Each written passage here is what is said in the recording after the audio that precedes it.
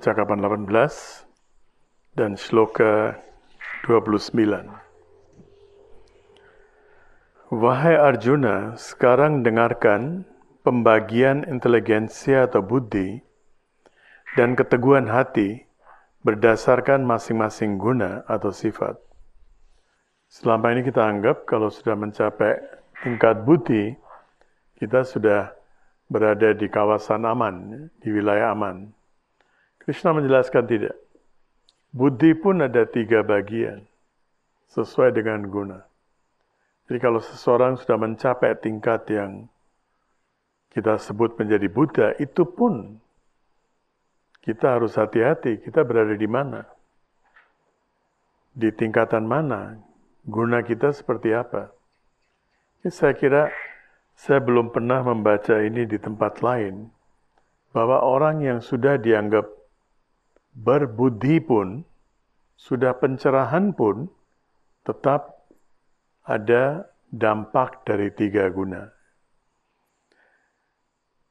18:30 Arjuna, inteligensia yang secara tepat dapat menentukan saat untuk bertindak dan saat untuk tidak bertindak, apa yang mesti diperbuat dan apa yang tidak, apa yang mesti ditakuti dan dihindari, dan apa yang tidak, apa yang mengikat dan apa yang membebaskan diri, adalah inteligensia yang disebut satwika.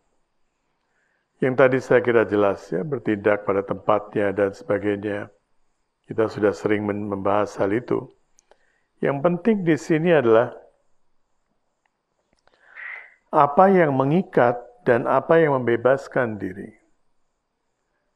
Jadi ketika kita bicara tentang spiritual pun, kita bisa terjebak dalam spiritualitas yang disebut spiritualitas, tapi sebetulnya mengikat diri kita. Semasa COVID ini,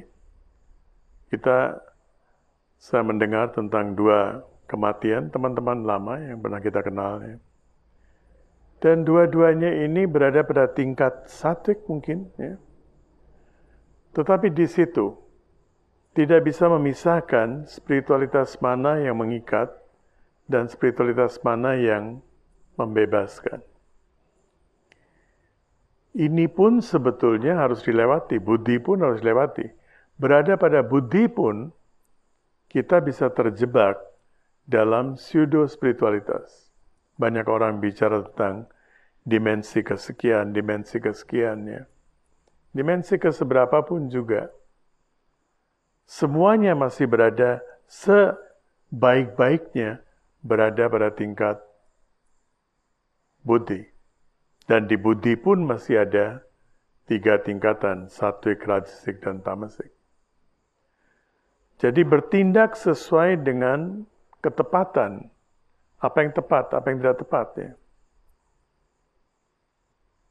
Itu. Dan juga, seperti yang tadi dikatakan, apa yang mesti diperbuat dan apa yang tidak. Apa yang mesti ditakuti dan dihindari, dan apa yang tidak. Apa yang mengikat dan apa yang membebaskan diri. Banyak sekali yang sekarang kita baca dalam buku-buku, dari barat khususnya, adalah spiritualitas yang mengikat diri kita. Menjebak kita dalam wilayah main. Belum sampai buddhi sebetulnya. Bahkan sekarang yang disebut artificial intelligence itu pun masih merupakan extended brain. Belum intelligence, belum buddhi. Bahkan belum mind. Masih extended brain. Fungsi dia itu adalah seperti brain. Tinggal sekarang kita memasukkan apapun. Harus ada yang memasukkan data dulu. Setelah itu dia berkembang sendiri. Oke. Berkembang sendiri juga berdasarkan apa? Berdasarkan data-data itu. Dia tidak bisa berkembang sendiri, keluar dari data awalnya. Data awalnya harus ada. Harus ada yang masukkan. Dia bisa mengembangkan. Dan data yang dikembangkan itu bisa berbeda sekali dari data awal. Seperti kita punya anak, punya cucu, sifatnya bisa berbeda dari kita sendiri, tetapi data awalnya tetap kelihatan di situ. Kalau kita membaca genetiknya sekarang menjadi satu fenomena seseorang bisa bayar sekian puluh dolar, sekian ratus dolar, mencari tahu dia itu dari mana awalnya ya. Kita bisa ke belakang berapa ratus ribu tahun, asal usulnya dari mana. Berarti semuanya itu masih terekam. Dan semuanya itu masih berdampak. Masih ada dampaknya. Oleh karena itu, apa yang kita sebut artificial intelligence itu sebetulnya masih bukan artificial, tapi extended brain. Seperti anak kecil. Dia tidak tahu banyak hal. Kemudian diajarkan, diberi pelajaran di sekolah. Kalau pelajaran tidak baik, perkembangannya juga tidak baik, pelajarannya baik, perkembangannya baik, dan anak yang mungkin pada saat dia masih kecil, nakal sekali, bisa menjadi anak yang baik, tetapi kenakalan awal itu akan tetap ada. Tidak akan hapus total. Jadi dia harus pintar-pintar bagaimana kenakalannya itu tidak digunakan. Akan tetap ada. Begitu juga anak yang dididik secara baik, setelah itu mungkin pergaulannya jelek, tapi kebaikan itu pun akan tetap ada, tinggal menunggu waktu, kapan dia bisa dikembangkan lagi. So Krishna sedang bicara ribuan tahun sebelum waktunya.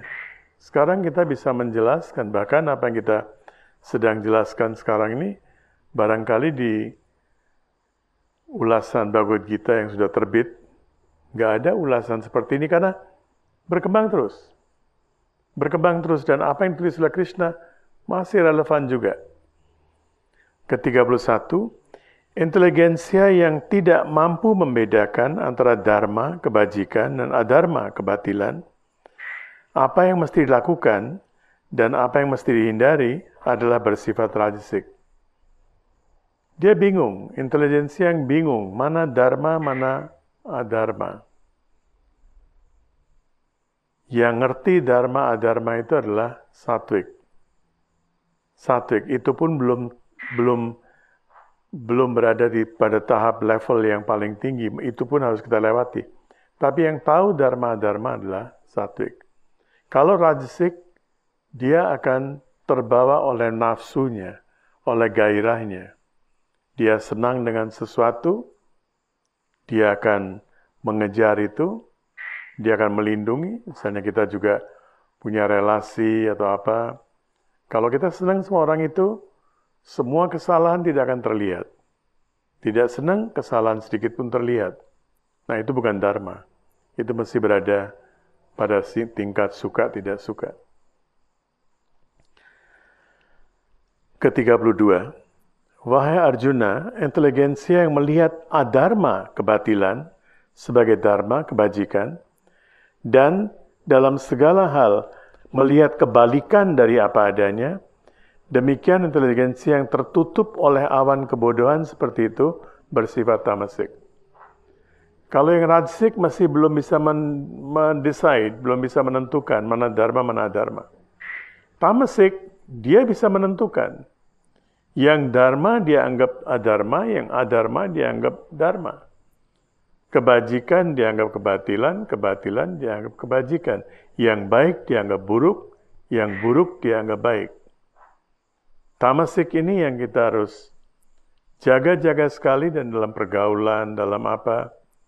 Kita nggak bisa merubah sifat itu. Ini adalah sifat-sifat bawaan yang membutuhkan sekian banyak reinkarnasi supaya filter out. Kalau dibiarkan begitu saja, dia bisa puluhan inkarnasi, nggak akan keluar dari semuanya itu. Dan tempat-tempat ashram-ashram seperti itu sedang berusaha untuk memanipulasi bagaimana bisa nggak yang tamasik dibawa ke rajasik, yang rajasik dibawa ke satwik, bisa. Asal ada kemauan yang kuat sekali. Ada kehendak, ada willpower. Sebab itu di sekolah kita misalnya, kita menempatkan willpower, ichha shakti itu di awal. Tanpa willpower, kita tidak bisa ke shakti berikutnya. Tidak bisa gyan shakti, tidak bisa kriya shakti. Tidak bisa mendapatkan pengetahuan yang betul, tidak bisa mengaplikasikan pengetahuan itu.